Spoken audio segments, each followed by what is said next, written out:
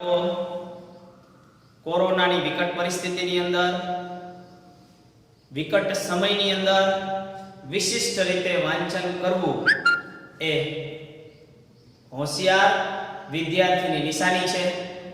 આશા રાખું છું કે દરેક વિડીયોને તમે ખૂબ જ સારી રીતે અભ્યાસ કરતા હશો.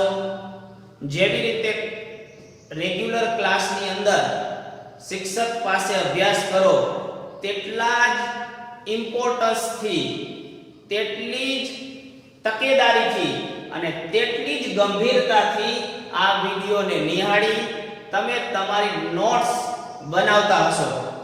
અને ન બનાવતા હોય તો બનાવવાનું ચાલુ કરી દેવાનું. જ્યારે પણ વિડીયો જોવાની શરૂઆત કરો, નોટ પેન લઈને બેસો અને પોઈન્ટ્સ લખતા જાઓ.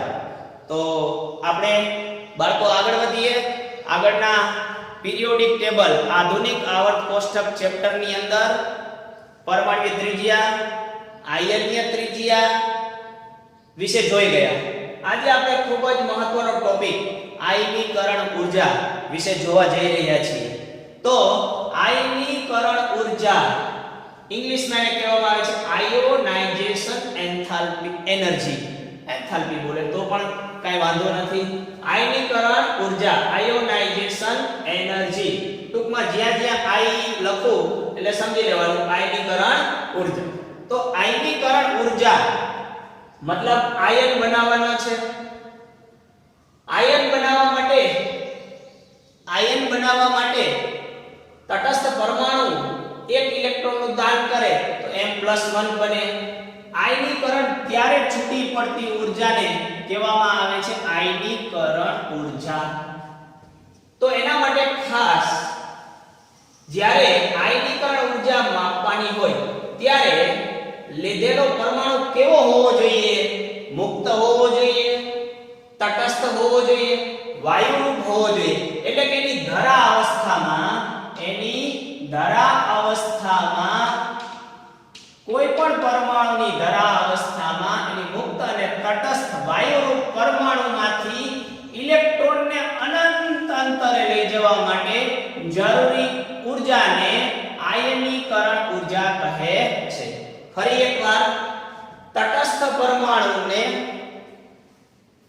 તેની ધરા અવસ્થામાં મુક્ત અને વાયુરૂપ અવસ્થામાંથી ઇલેક્ટ્રોન અનંત અંતરે દૂર કરવા માટે જરૂરી ઊર્જાના જથ્થાને આયનીકરણ ઊર્જા કહે છે. આયનીકરણ ઊર્જા એટલે શું છે? ઊર્જાનો જથ્થો છે. એને આયનીકરણ ઊર્જા કહેવામાં આવે છે. તો પ્રશ્ન થાય કે ઇલેક્ટ્રોનને અનંત અંતરે લઈ જવો. અહીંયા પરમાણુની અંદર ઇલેક્ટ્રોનને અનંત અંતરે લઈ જવો એટલે માત્ર 1 સેન્ટીમીટર દૂર લઈ જાઓ એટલે પરમાણુ ઇલેક્ટ્રોન પ્રોટોનને જોઈ પણ નરી આંખે જોઈ પણ નથી શકાતા. એને 1 સેન્ટીમીટર દૂર લઈ જાઓ એટલે એના માટે અનંત અંતર ગણાય. તો આયનીકરણ ઊર્જાને જુદા જુદા એકમમાં દર્શાવવામાં આવે છે. મોસ્ટ ઓફ કેસની અંદર કિલોજૂલ પર મોલ, મોટા ભાગના કિસ્સાઓની અંદર કિલોજૂલ પર મોલમાં દર્શાવવામાં આવે છે. જ્યારે ઘણી વખત ઇલેક્ટ્રોન વોલ્ટ પર પરમાણુમાં પણ ઇલેક્ટ્રોન વોલ્ટ પર એટમની અંદર પણ દર્શાવવામાં આવે છે. ઇલેક્ટ્રોન વોલ્ટ પર પરમાણુમાં 1 ઇલેક્ટ્રોન વોલ્ટ એટલે કેટલા જૂલ? 1.6 × 10⁻⁻19 જૂલ. 1 ઇલેક્ટ્રોન વોલ્ટ પર એટમ, 1 ઇલેક્ટ્રોન વોલ્ટ પર પરમાણુ બરાબર 96 કિલોજૂલ પર મોલ. ખૂબ જ મહત્વનું છે. 1 ઇલેક્ટ્રોન વોલ્ટ પર પરમાણુ એટલે 96 કિલોજૂલ પર મોલ. એક્ઝામ્પલને ટ્વિસ્ટ કરવા માટે ઘણી વખત એકમ ઇલેક્ટ્રોન વોલ્ટ પર પરમાણુ નીટ જી ની અંદર પૂછતા હોય છે. ખાસ ધ્યાનમાં રાખવું, 1 ઇલેક્ટ્રોન વોલ્ટ પરમાણુ બરાબર 96 કિલોજૂલ પર મોલ. તો આયનીકરણ એન્થાલ્પી એ ઊર્જાનો જથ્થો છે. આયનીકરણ એન્થાલ્પી એટલે શું? ધરા અવસ્થામાં તટસ્થ પરમાણુને એની મુક્ત અવસ્થામાં થી અનંત અંતરે ઇલેક્ટ્રોન દૂર કરવા માટે જરૂરી ઊર્જાના જથ્થાને આયનીકરણ એન્થાલ્પી કહેવામાં આવે છે. તો અહીંયા પ્રશ્ન થાય કે કેમ એને ધરા અવસ્થામાં લીધો, મુક્ત લીધો? હવે કોઈ પણ બાબતનો અભ્યાસ કરવો હોય તો એકસાથે બધાનો અભ્યાસ ન કરાય. દાખલા તરીકે જમીનનો અભ્યાસ કરવો છે તો જમીનના 4-5 ખૂણેથી અલગ અલગ ઊંડાઈથી એનું સેમ્પલ લઈ એનું ટેસ્ટિંગ કરવામાં આવે. ખબર પડે કે જમીનમાં કયું પ્રમાણ વધુ છે, કોનું પ્રમાણ ઓછું છે, સલ્ફરનું વધારે છે, નાઇટ્રોજન ઓછો છે, વગેરે વગેરે. એવી રીતે અહીંયા પણ આપણે આયનીકરણ એન્થાલ્પી માપવી હોય તો એની મુક્ત અવસ્થા, મુક્ત પરમાણુ હોવો જોઈએ, એક સાથે બધાય ન હોવો જોઈએ, આઇસોલેટેડ હોવો જોઈએ, તટસ્થ પરમાણુ હોવો જોઈએ, વાયુરૂપ હોવો જોઈએ. તો જ એની જે આયનીકરણ ઊર્જાનો જથ્થો છે એને કહેવામાં આવે આયનીકરણ એન્થાલ્પી. ત્યાર પછીનો ટોપિક ખૂબ જ મહત્વનો છે આયનીકરણ એન્થાલ્પીને અસર કરતા પરિબળો. આયનીકરણ એન્થાલ્પીને કયા પરિબળો અસર કરે છે ખૂબ જ મહત્વનું છે. આયનીકરણ એન્થાલ્પી પરમાણ્વીય કદના વ્યસ્ત પ્રમાણમાં છે. પરમાણ્વીય કદ વધે, આયનીકરણ એન્થાલ્પી ઘટે. પરમાણ્વીય કદ ઘટે, આયનીકરણ એન્થાલ્પી વધે, વાઇસે વર્સા. બીજું મહત્વનું ફેક્ટર છે, બીજું મહત્વનું પરિબળ છે Z. બોલે તો પ્રોટોનની સંખ્યા, કેન્દ્રનો વીજભાર. Z વધે, પ્રોટોનની સંખ્યા વધે, કેન્દ્રનો વીજભાર વધે અને કેન્દ્રનો વીજભાર વધે, આયનીકરણ એન્થાલ્પી વધે. આયનીકરણ એન્થાલ્પી ને Z ને સમપ્રમાણ સંબંધ છે, જ્યારે પરમાણ્વીય કદ અને આયનીકરણ એન્થાલ્પી ને વ્યસ્ત સંબંધ છે. ત્રીજી વાત છે સ્થાયી ઇલેક્ટ્રોન રચના. સ્થાયી ઇલેક્ટ્રોન રચના. અર્ધપૂર્ણ ઇલેક્ટ્રોન આપણને ખબર છે આગળના પીરિયડ ની અંદર પીરિયોડિક ટેબલ 2 ની અંદર જોઈ ગયા કે ઇલેક્ટ્રોન રચના અર્ધપૂર્ણ હોય અથવા પૂર્ણ હોય તે સ્થાયી ઇલેક્ટ્રોન રચના છે. તે સ્થાયી ઇલેક્ટ્રોન રચના છે. મતલબ P3 P માં વધુમાં વધુ 6 ઇલેક્ટ્રોન ભરાય, 3 ઇલેક્ટ્રોન મતલબ હાફ એટલે અર્ધપૂર્ણ ભરાયેલી કક્ષકો વધુ સ્થાયી છે. સ્થાયી કક્ષકમાંથી ઇલેક્ટ્રોનને દૂર કરવો, સ્થાયી કક્ષામાંથી ઇલેક્ટ્રોનને દૂર કરવો મુશ્કેલ છે. ઇલેક્ટ્રોનને દૂર કરવો મુશ્કેલ છે. ઇલેક્ટ્રોનને દૂર કરવો મુશ્કેલ છે મતલબ વધુ ઊર્જાની જરૂર પડે છે. મતલબ જેની ઇલેક્ટ્રોન રચના સ્થાયી છે તેની આયનીકરણ એન્થાલ્પી વધુ છે. જોઈએ આ ત્રણના ઉપયોગથી અહીંયા આયનીકરણ એન્થાલ્પી પરમાણ્વીય કદના વ્યસ્ત પ્રમાણમાં છે. હાઇડ્રોજન થી હિલિયમ તરફ જઈએ, આવર્તમાં ડાબીથી જમણી તરફ જઈએ, આવર્તમાં ડાબીથી જમણી તરફ જતા પરમાણ્વીય કદ ઘટે છે. શા માટે ઘટે છે? પરમાણ્વીય ત્રિજ્યામાં જોઈ ગયા. ડાબીથી જમણી તરફ જતા નવો દાખલ થવા વાળો ઇલેક્ટ્રોન તેજ કોષમાં દાખલ થાય છે.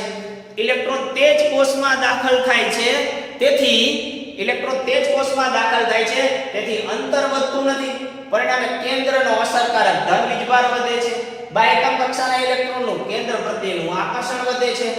પરિણામે પરમાણ્વીય ત્રિજ્યા ઘટે છે. ડાબીથી જમણી બાજુ જતા પરમાણ્વીય ત્રિજ્યા ઘટે છે, મતલબ પરમાણ્વીય કદ ઘટે છે. પરમાણ્વીય કદ ઘટે, આયનીકરણ એન્થાલ્પી વધે. આવર્તમાં ડાબીથી જમણી બાજુ તરફ જતા પરમાણ્વીય કદ ઘટવાની સાથે આયનીકરણ એન્થાલ્પી વધે છે.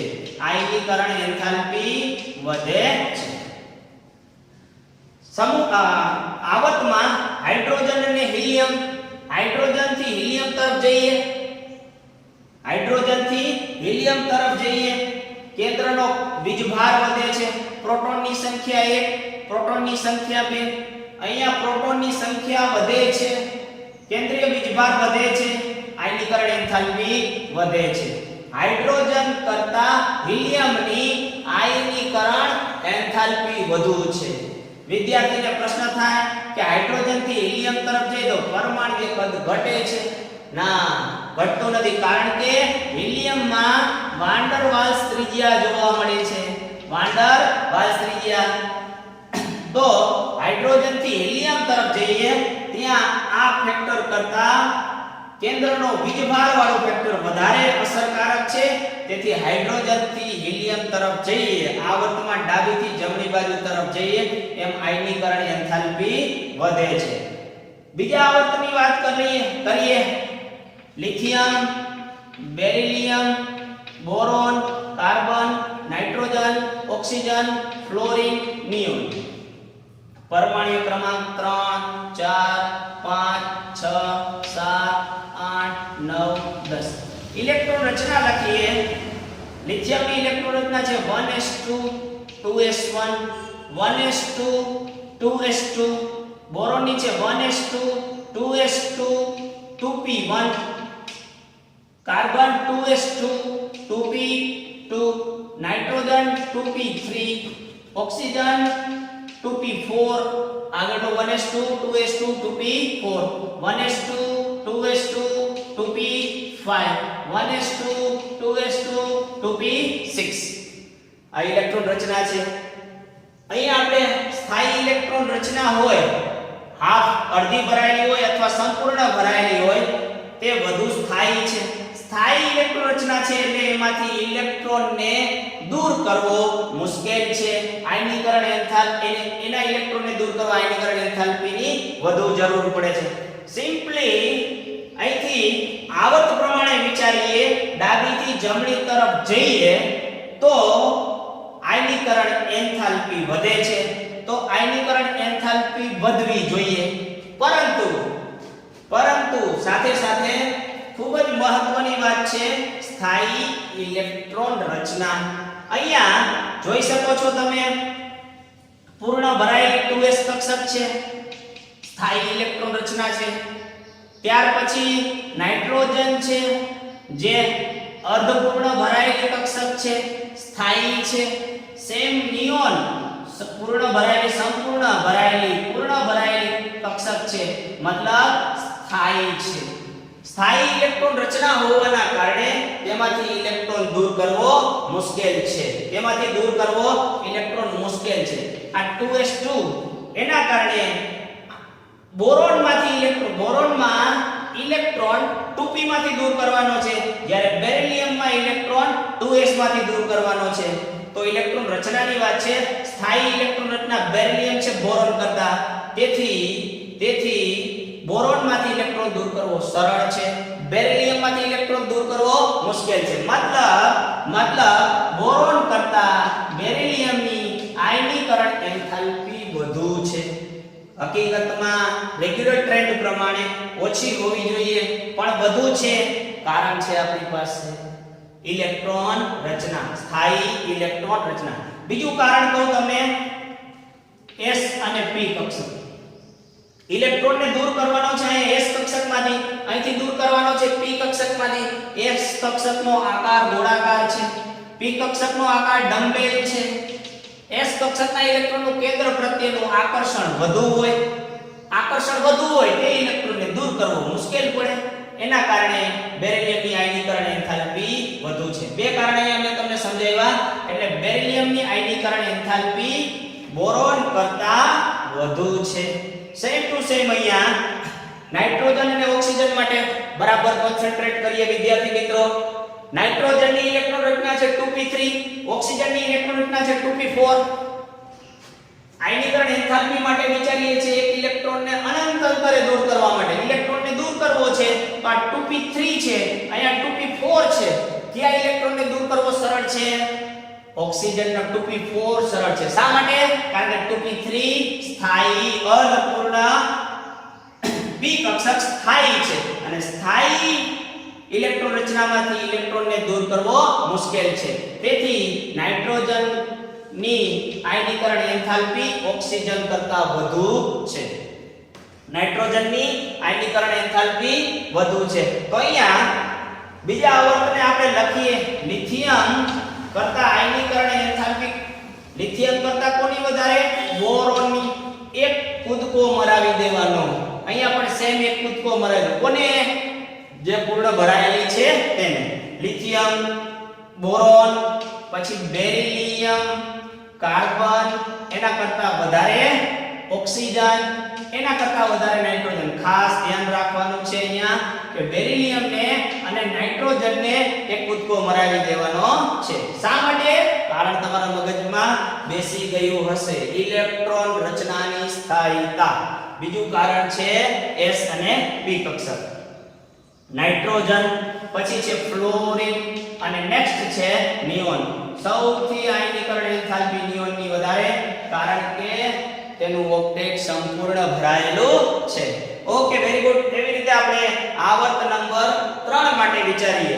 આવર્ત નંબર 3 માટે વિચારીએ. આને હું અત્યારે ભૂસી નાખું છું. બરાબર મગજમાં બેસી ગયું હશે. આશા રાખું બીજા આવર્તમાં બેરિલિયમ અને નાઇટ્રોજન ની આયનીકરણ એન્થાલ્પીમાં રેગ્યુલર ટ્રેન્ડ કરતા જરા ચેન્જીસ છે. શા માટે તમે બરાબર સમજી શકો છો. નેક્સ્ટ આવર્ત છે આવર્ત નંબર 3. આવર્ત number 3 hydrogen, lithium, sodium. Sodium, magnesium, aluminium, સો મે એસી ફોસ ક્લો અપ આર્ગન. સોડિયમનો પરમાણુ ક્રમાંક છે 11, 12, 13, 14, 15, 16, 17, 18. ઇલેક્ટ્રોન રચના. સોડિયમની ઇલેક્ટ્રોન રચના 1s2 2s2 2p6 3s1. ત્રીજા આવર્તની વાત છે 3s1. સેમ ઇલેક્ટ્રોન રચના. અહીંયા આવશે 3s2 3p 3s2 3p1 3p2 3p3 3p4 3p5 અને 3s2 3p6. આખી ઇલેક્ટ્રોન રચના નથી લખતો, તમે સમજી શકો છો. અહીંયા વાત કરીએ રેગ્યુલર ટ્રેન્ડ પ્રમાણે ડાબીથી જમણી બાજુ જઈએ. પરમાણુય Z વધે, પ્રોટોન વધે, કેન્દ્રનો વીજભાર વધે, આયનીકરણ એન્થાલ્પી વધવી જોઈએ. સોડિયમથી આગળ તરફ જતા આયનીકરણ એન્થાલ્પી વધવી જોઈએ. પણ સાથે ખૂબ જ મહત્વની છે ઇલેક્ટ્રોન રચના. જોઈ શકો છો તમે કે અહીંયા મેગ્નેશિયમમાં 3s કક્ષક સંપૂર્ણ ભરાયેલી છે. તેથી તેની આયનીકરણ એન્થાલ્પી એલ્યુમિનિયમ કરતા વધુ છે.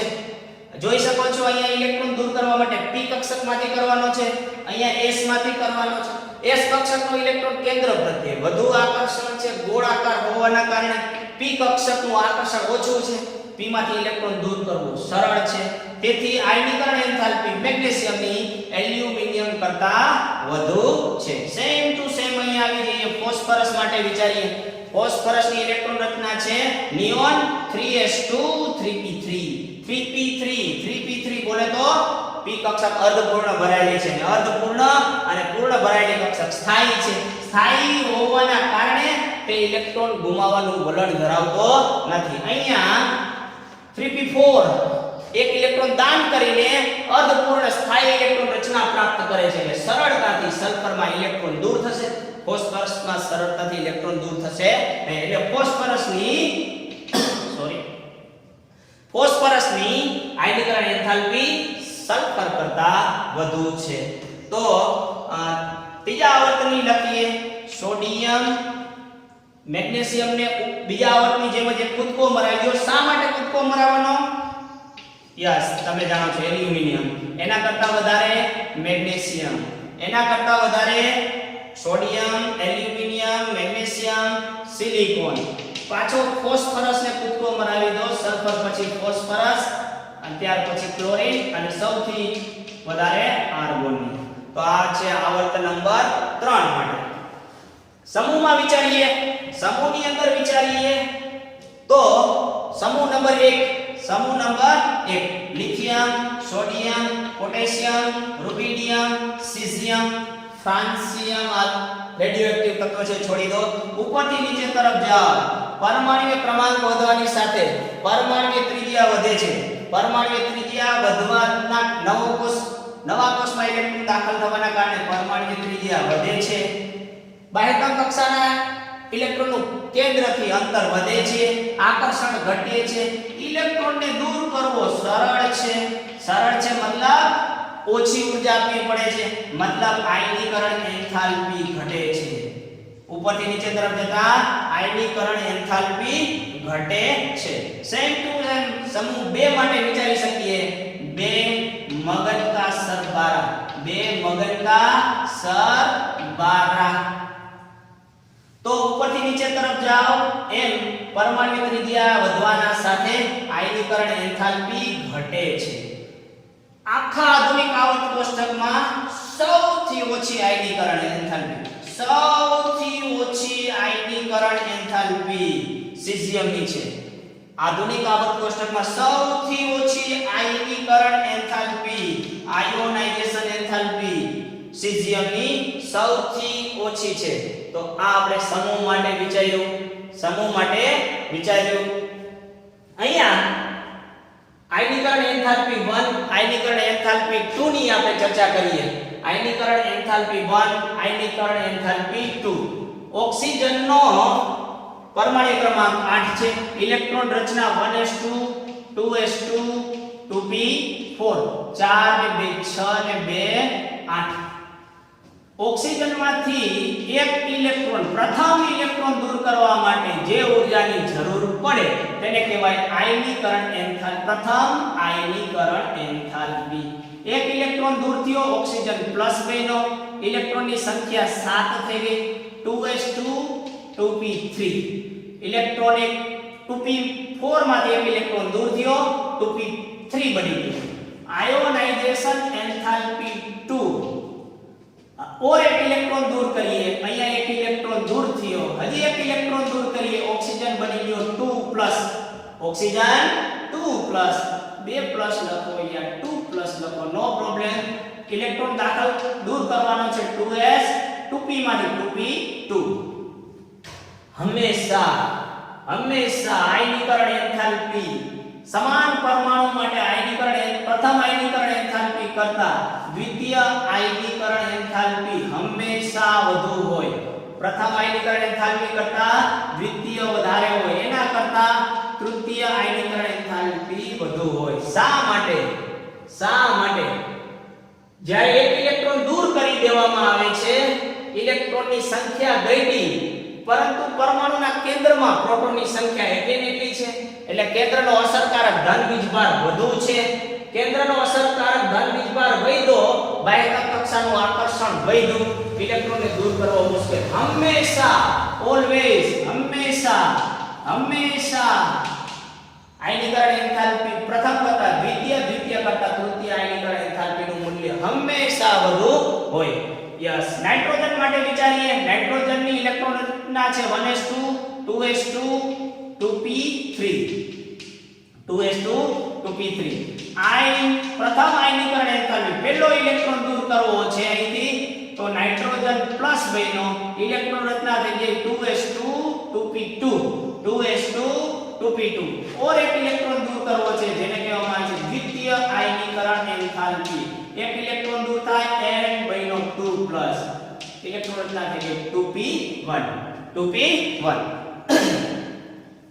ઓક્સિજનની પ્રથમ આયનીકરણ એન્થાલ્પી કરતા દ્વિતીય આયનીકરણ એન્થાલ્પી હંમેશા વધુ હોય. યસ. હવે આપણે સરખામણી કરવી છે ઓક્સિજન અને નાઇટ્રોજનની. બરાબર ધ્યાન રાખો, ઓક્સિજન અને નાઇટ્રોજનની. તો ઓક્સિજનની પ્રથમ આયનીકરણ એન્થાલ્પી અને નાઇટ્રોજનની પ્રથમ આયનીકરણ એન્થાલ્પી કોની વધુ હશે? અહીંયા ઓક્સિજનની 2p4 ઇલેક્ટ્રોન રચના છે, અહીંયા 2p3 છે. 2p4 માંથી ઇલેક્ટ્રોન દૂર કરવો છે, નાઇટ્રોજનને 2p3 માંથી ઇલેક્ટ્રોન દૂર કરવો છે. કેમાંથી ઇલેક્ટ્રોન દૂર કરવો મુશ્કેલ છે? નાઇટ્રોજનમાંથી. ઓક્સિજન અને નાઇટ્રોજનની વાત કરીએ છીએ આયનીકરણ એન્થાલ્પી 1. આયનીકરણ એન્થાલ્પી 1 કોની વધારે હશે? નાઇટ્રોજનની. શા માટે? નાઇટ્રોજનમાં 2p3 માંથી સ્થાયી ઇલેક્ટ્રોન રચનામાંથી ઇલેક્ટ્રોન દૂર કરવાનો છે, જ્યારે ઓક્સિજનમાં 2p4 માંથી સરળતાથી ઇલેક્ટ્રોન દૂર થાય છે. યસ. દ્વિતીય આયનીકરણ એન્થાલ્પી માટે વિચારીએ. જોઈએ અહીંયા દ્વિતીય આયનીકરણ એન્થાલ્પી, ઓક્સિજનની દ્વિતીય આયનીકરણ એન્થાલ્પી મતલબ I2 O+ ની આ પ્રથમ આયનીકરણ એન્થાલ્પી કહેવાય. પણ આપણે ઓક્સિજનની નાઇટ્રોજનની વિચાર કરીએ છીએ. ભાઈ સાહેબ, દ્વિતીય આયનીકરણ એન્થાલ્પી તો બીજો ઇલેક્ટ્રોન દૂર કરવો છે એને કહેવામાં આવે દ્વિતીય આયનીકરણ એન્થાલ્પી. બીજો ઇલેક્ટ્રોન દૂર કરવા માટે ઓક્સિજનમાં 2p3 માંથી દૂર કરવાનો છે, જ્યારે નાઇટ્રોજનમાં 2p2 છે. p માંથી આ અર્ધપૂર્ણ છે, જ્યારે અહીંયા અર્ધપૂર્ણ હતી. એટલા માટે નાઇટ્રોજનની પ્રથમ આયનીકરણ એન્થાલ્પી ઓક્સિજન કરતા વધુ હતી. જ્યારે દ્વિતીય આયનીકરણ એન્થાલ્પીની વાત કરીએ ત્યારે ઇલેક્ટ્રોન ઓક્સિજન પાસે 2p3 છે, અર્ધપૂર્ણ છે, સ્થાયી છે. ઇલેક્ટ્રોનને દૂર કરવો મુશ્કેલ છે. દ્વિતીય આયનીકરણ એન્થાલ્પી નાઇટ્રોજન કરતા ઓક્સિજનની વધુ છે. નાઇટ્રોજન કરતા ઓક્સિજનની વધુ છે. ખાસ ધ્યાન રાખો. નોટ બરાબર કરી લો. પ્રથમ આયનીકરણ એન્થાલ્પી ઓક્સિજન કરતા નાઇટ્રોજનની વધારે છે, પણ દ્વિતીય આયનીકરણ એન્થાલ્પી નાઇટ્રોજન કરતા ઓક્સિજનની વધુ છે. વધુ હોવાનું કારણ છે ઇલેક્ટ્રોનની સ્થાયી રચના. Okay, very good. ત્રીજી વાત કરીએ, ઉદાહરણ લઈએ નાઇટ્રોજન પ્લસ. તો આ પ્રથમ આયનીકરણ એન્થાલ્પી I1 છે. નાઇટ્રોજન અહીંયા ઇલેક્ટ્રોન રચના લખી છે 2p3, એમાંથી એક ઇલેક્ટ્રોન ગયો 2p2. નાઇટ્રોજન પ્લસ એક ઇલેક્ટ્રોનનું દાન કર્યું, 6 ઇલેક્ટ્રોનની રચના લખવાની, અહીંયા છેદ લખેલી 2p2, એમાંથી એક ઇલેક્ટ્રોન દૂર કરો 2p1. આને પણ પ્રથમ આયનીકરણ એન્થાલ્પી કહીએ. પેલો ઇલેક્ટ્રોન, બે પ્રક્રિયા જુદી લખી છે. તો કોની આયનીકરણ એન્થાલ્પી વધુ હશે, નાઇટ્રોજનની કે નાઇટ્રોજન પ્લસની? પ્રથમ આયનીકરણ એન્થાલ્પી કોની વધારે હશે? તો અહીંયા 2p3 આ સ્થાયી છે, એટલે તમે લખશો કે નાઇટ્રોજનની પ્રથમ આયનીકરણ એન્થાલ્પી નાઇટ્રોજન પ્લસ કરતા વધુ છે. નાઇટ્રોજન પ્લસ કરતા નાઇટ્રોજનની આયનીકરણ એન્થાલ્પી વધુ છે. પરંતુ સમાન પરમાણુ માટે ખરેખર આ I1 છે તે આપણી I2 છે.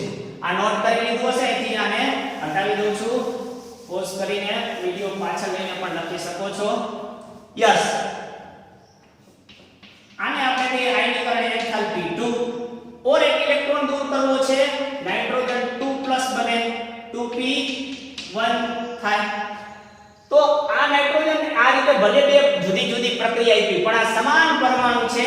હંમેશા આ I1, આ N+ ની I1 એ નાઇટ્રોજનની I2 થશે. નાઇટ્રોજનની I2 થશે. હંમેશા I1 કરતા I2 વધારે હોય. હંમેશા I1 કરતા I2 વધારે હોય. મતલબ નાઇટ્રોજન કરતા નાઇટ્રોજન પ્લસ આપણા માટે બે જુદી ભલે પ્રક્રિયા આપી, પણ સમાન પરમાણુ છે. સમાન પરમાણુ માટે હંમેશા I1 કરતા I2 વધારે હોય. મતલબ નાઇટ્રોજનની I1 કરતા I2 વધારે હોય. આ I2 એટલે N+ ની I1 છે.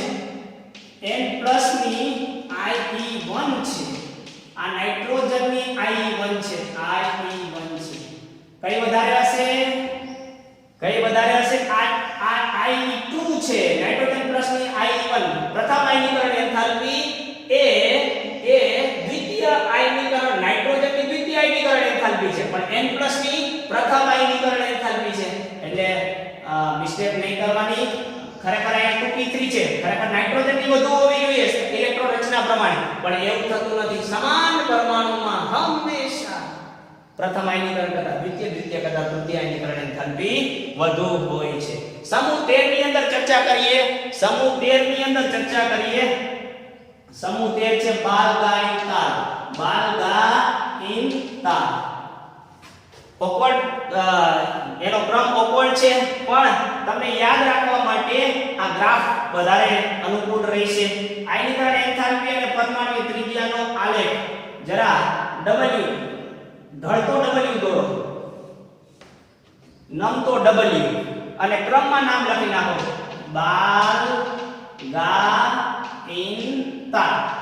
બાલ્ગાઇનતાલ.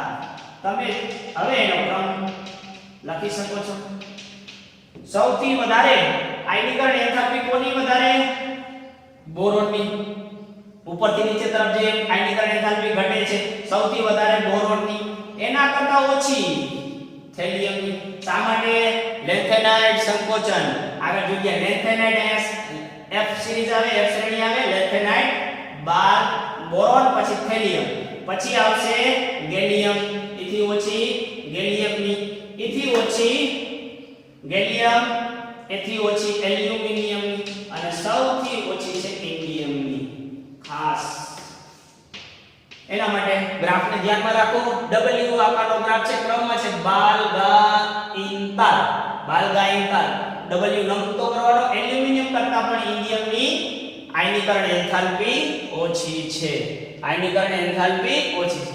તો આવું થવાનું કારણ શું છે? થેલિયમ રેગ્યુલર ટ્રેન્ડ પ્રમાણે થેલિયમની ઓછી હોવી જોઈએ, પરંતુ આયનીકરણ એન્થાલ્પી વધુ છે. કારણ લેન્થેનાઇટ સંકોચન. લેન્થેનાઇટ સંકોચન. લેન્થેનાઇટ સંકોચન. જા ઉપરથી ખૂબ જ મહત્વની વાત. ધાત્વિક અધાત્વિક ગુણધર્મ, એસિડિક અને બેઝિક સ્વભાવ. વિદ્યાર્થીઓને ખૂબ જ પ્રશ્ન હોય આ પ્રકારના પ્રશ્નોની અંદર. Li2O, Na2O, K2O ઓક્સાઇડ છે, પ્રથમ સમૂહના ઓક્સાઇડ છે, તો એનો બેઝિકતાનો ચડતો ક્રમ યા એસિડિકતાનો ચડતો ક્રમ, ઉતરતો ક્રમ વગેરે વગેરે આપણને પૂછી શકે.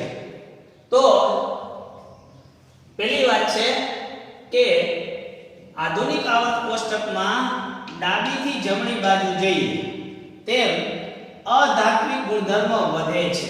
અધાત્વિક ગુણધર્મ વધે છે. પી વિભાગના તત્વો ધાતુ અને અધાતુ મિક્સ છે. મોટા ભાગના નાઇટ્રોજન, ઓક્સિજન અધાત્વીય તત્વો છે. ડાબીથી જમણી બાજુ અધાત્વીય ગુણધર્મ વધે છે. ઉપરથી નીચે તરફ જઈએ lithium, sodium, potassium, rubidium, caesium ધાત્વિક ગુણધર્મ વધે છે. ધાત્વિક ગુણધર્મ વધે છે. અહીંયા અધાત્વિક ગુણધર્મ વધે છે, મતલબ ધાત્વિક ગુણધર્મ ઘટે છે. ઉપરથી નીચે જઈએ અધાત્વીય ગુણધર્મ ઘટે છે.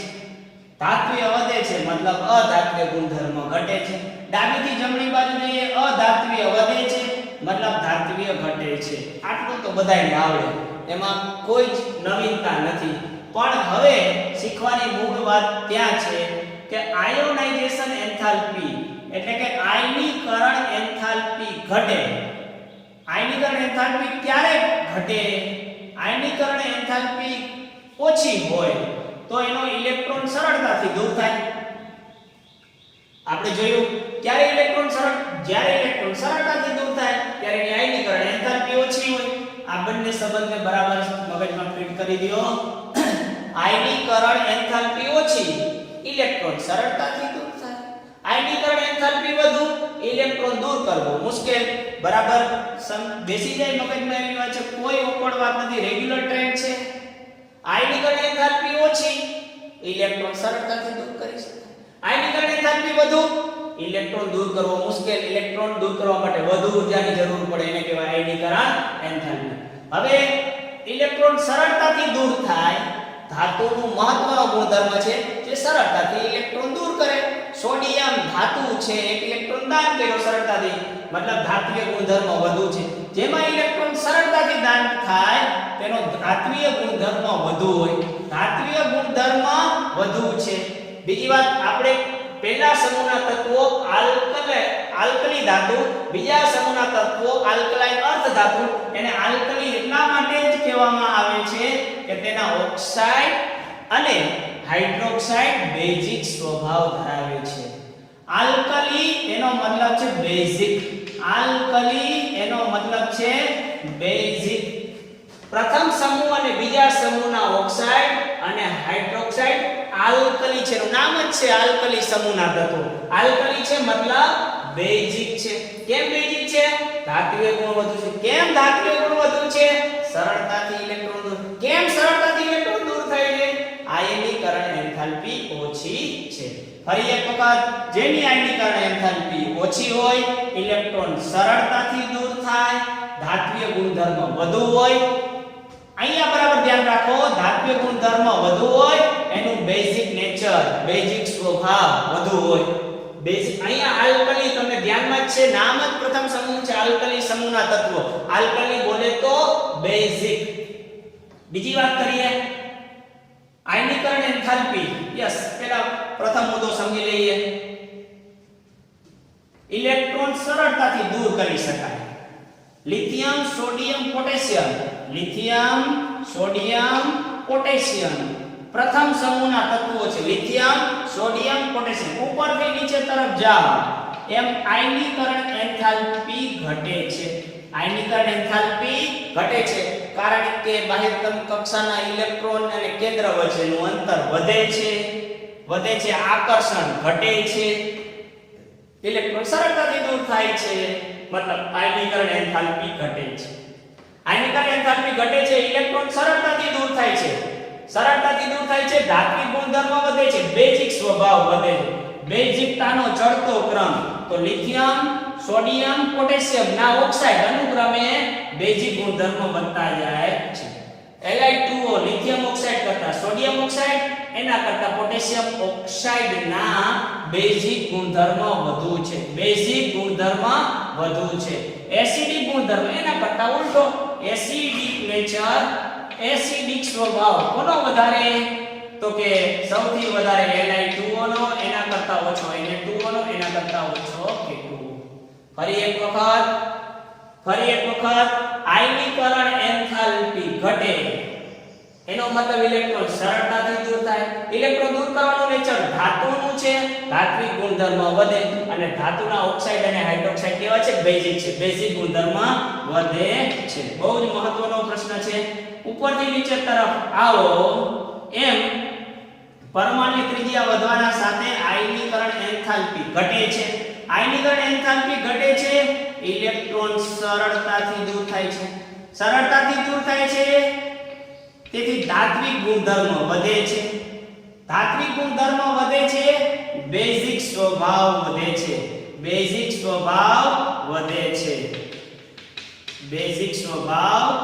છે. મતલબ એસિડિક સ્વભાવ ઘટે છે. બીજું ઉદાહરણ જોઈએ. એના માટે સમજી લઈએ આયનીકરણ એન્થાલ્પી વધે છે. અહીંયા સમૂહ માટે સમજાવેલું છે, આ આવર્ત માટે છે. આયનીકરણ એન્થાલ્પી ક્યારે વધે? આવર્તમાં ડાબીથી જમણી તરફ જઈ આયનીકરણ એન્થાલ્પી વધે. આયનીકરણ એન્થાલ્પી વધુ હોય તો ઇલેક્ટ્રોન દૂર કરવો મુશ્કેલ. જેમાં ઇલેક્ટ્રોન દૂર કરવો મુશ્કેલ હોય, આ સાપેક્ષ વાત છે. ઇલેક્ટ્રોન દૂર કરવો મુશ્કેલ, અધાતુ ગુણધર્મ વધે, મતલબ ધાતુ ગુણધર્મ ઘટે. ધાતુ વધે તો બેઝિક વધે. ધાત્વિય ગુણધર્મ અને બેઝિકતાને સમપ્રમાણ સંબંધ છે. ધાત્વિક ગુણધર્મને અને બેઝિકતાને સમપ્રમાણ. ધાત્વિક ગુણધર્મ વધે, બેઝિકતા વધે. ધાત્વિય ગુણધર્મ અધાત્વિય ગુણધર્મ વધ્યો, મતલબ ધાત્વિય ગુણધર્મ ઘટ્યો. ધાત્વિક ગુણધર્મ ઘટે મતલબ બેઝિકતા ઘટે, મતલબ એસિડિકતા વધે. બરાબર ફિટ કરી દો મગજમાં. ખૂબ જ મહત્વની વાત છે. સમજીએ કે ડાબીથી જમણી બાજુ તરફ જઈએ. ફરી એક વખત સમજીએ, ડાબીથી જમણી બાજુ તરફ જઈએ.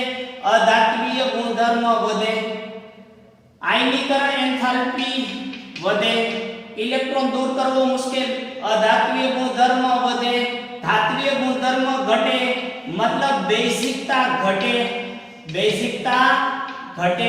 મતલબ એસિડિકતા વધે. લઈએ ઉદાહરણ અહીંયા. Beryllium, boron, nitrogen, carbon.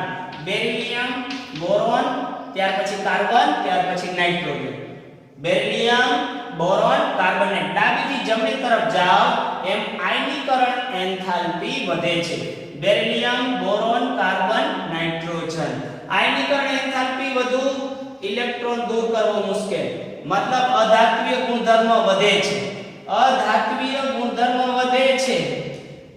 જઈએ અધાત્વિય ગુણધર્મ વધે છે, મતલબ ધાત્વિય ગુણધર્મ ઘટે છે, મતલબ બેઝિક ગુણધર્મ ઘટે છે, મતલબ એસિડિક ગુણધર્મ વધે છે. આપણને અહીંયા કીધું કે આના એસિડિક ગુણધર્મના ચડતા ક્રમમાં બોલો.